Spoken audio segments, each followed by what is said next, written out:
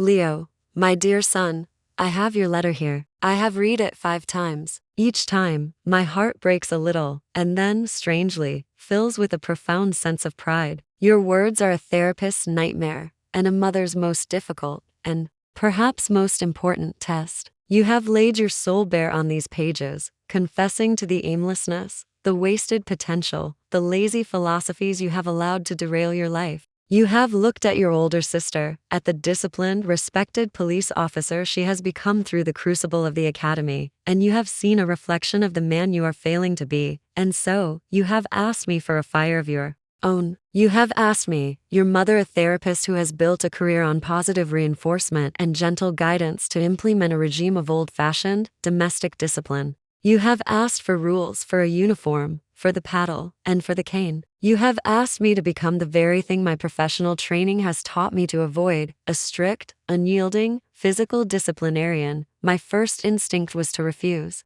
to sit you down and talk, to explore the root of your ennui, to suggest new coping strategies. But as a mother, I cannot ignore the raw, desperate honesty of your plea. And as a therapist, I cannot ignore the data.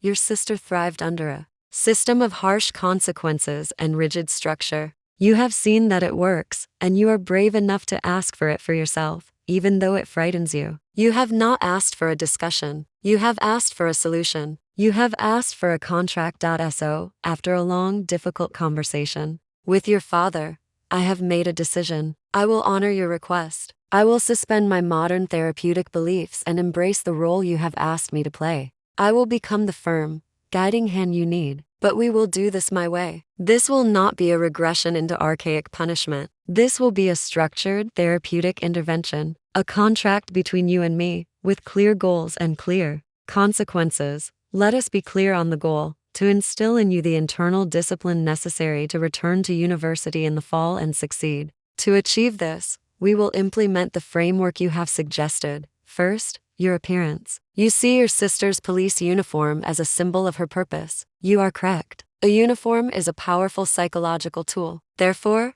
you will adopt a behavioral uniform for the duration of this contract. You will be neat, clean-shaven, and dressed each day in khaki trousers and a simple, collared shirt. No more lounging in sweats until noon. You will dress for the life you intend to build. This is the uniform of a young man with a purpose. Second, your time. Your days of aimless drifting are over. Your life will now be governed by a strict, non-negotiable schedule. You will rise at 0700 hours. You will engage in 1 hour of physical exercise. You will spend 3 hours on academic preparation for your return to college, and 3 hours on a productive pursuit, be it a part-time job or a volunteer position. Your evenings will be for quiet reading and family time. Your lights will be out at 2,300 hours. This is the schedule of a man who values his time. Third, the consequences. This is the part that is most difficult for me, and will be most difficult for you. You have asked for physical discipline, and I have come to believe that for you, a purely verbal approach is insufficient. Your mind is too clever at twisting words. So we will incorporate what I will refer to as somatic feedback sessions.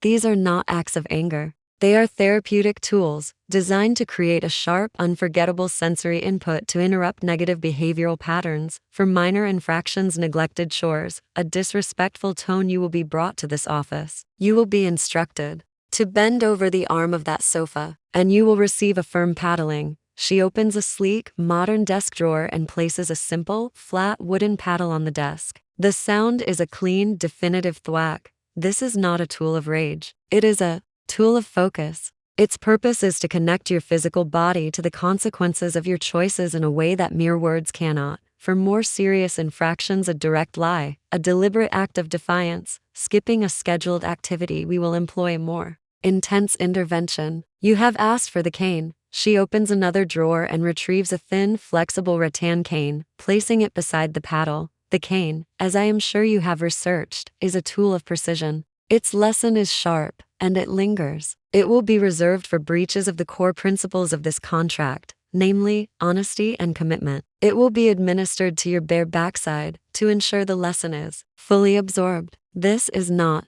a threat, Leo. It is a promise. It is the guarantee that your request for a firm hand will be honored. Finally, your freedom. Your phone will be surrendered to me each evening. Your privacy for now is a privilege that must be re-earned. I will be your guide, your therapist, your mother, and yes, your disciplinarian. I will be firm, as you have asked. I will not be swayed by your arguments or your pleas for leniency. I will hold you to the high standard you have asked me to set. This will be the hardest thing I have ever done as a mother. It goes against so much of what I believe professionally, but I believe in you more. I believe in the courageous young man who wrote this letter, the man who is willing to face the fire to be forged anew. You have seen your sister's transformation, and you have chosen a similar path, albeit a different kind of crucible. This contract is now in effect. Your old life of aimless, philosophical drifting is over. Your new life, a life of structure, accountability, and purpose, begins at this exact moment. Your first assignment is to create a detailed hour-by-hour schedule for your week, outlining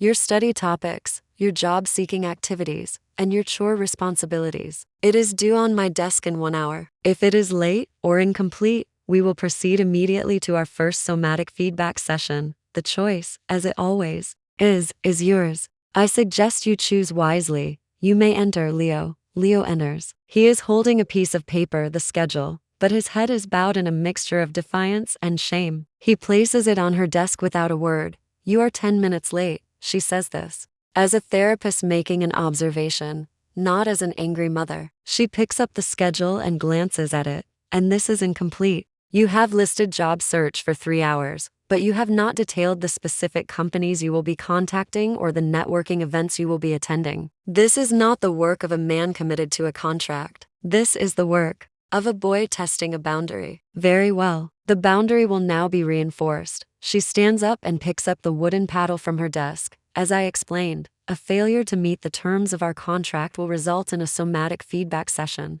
The purpose of this session is to create a memorable, physical consequence for your tardiness and lack of effort. This is to help your brain associate procrastination with a negative sensory outcome. Please walk over to the sofa and assume the position we discussed. Leo stands frozen, his face a mask of disbelief and horror. He thought she might have been using a metaphor, a scare tactic. This is not a theoretical exercise, Leo. This is the contract you asked for. Do not add defiance to your list of infractions for the day. Humbled and terrified, Leo slowly walks to the leather sofa. With trembling hands, he bends over the armrest, his heart pounding. He feels a profound sense of unreality. I will administer 5 firm strokes with the paddle. This is to mark the 10 minutes of your delay and the incompleteness of your work. You will count them aloud. She stands behind him, her posture that of a clinician, not a parent. The first strike of the paddle is a loud, sharp crack that echoes in the quiet office.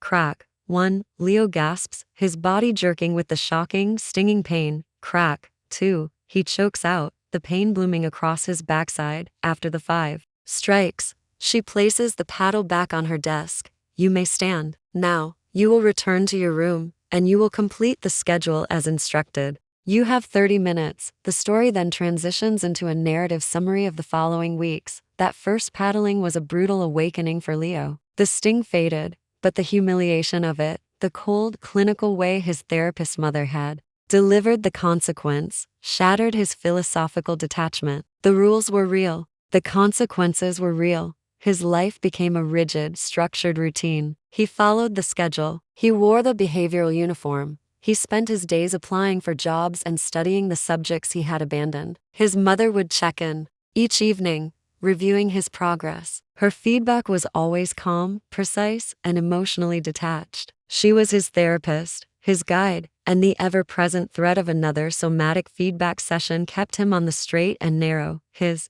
greatest test came a month into the contract. He had a promising job interview, but the night before, his old friends called, tempting him with a party. The old, lazy, irresponsible Leo was tempted. He lied to his mother, telling her he was going to the library for some last-minute research. She looked at him for a long moment, her therapist's eyes seeing the flicker of deceit, but she simply nodded. Be back by curfew. He went to the party. He told himself it would just be for an hour, but the hours stretched into 2, then 3. He lost track of time. He stumbled home at 2 hours past his curfew, smelling of smoke and beer. His mother was waiting for him in the living room. The lights were on. The cane was resting on the coffee table. Your interview is in 7 hours, Leo, she said, her voice a whisper of profound disappointment. And you have chosen to prepare for it by breaking a major rule and lying to me. The contract is clear on the consequence for a major breach of trust. The punishment that followed was the most humbling and painful experience of his life.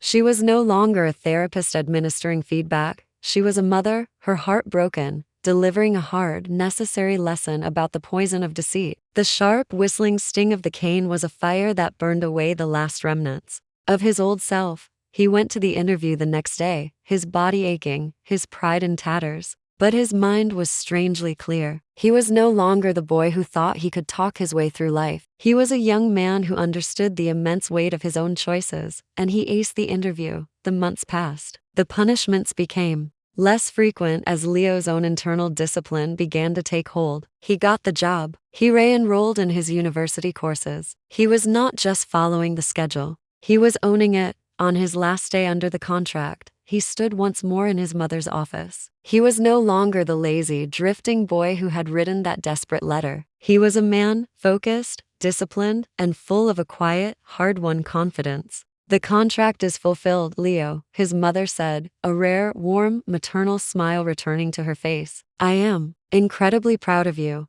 I couldn't have done it without you, Mom, he replied, his voice full of a gratitude so deep it brought tears to his eyes. He had walked into her office months ago, a patient, asking for a cure. His mother, the therapist, had used the most unconventional and difficult methods imaginable. But she had not just cured his symptoms. She had healed him from the inside out, building a foundation of discipline that he knew would last a lifetime.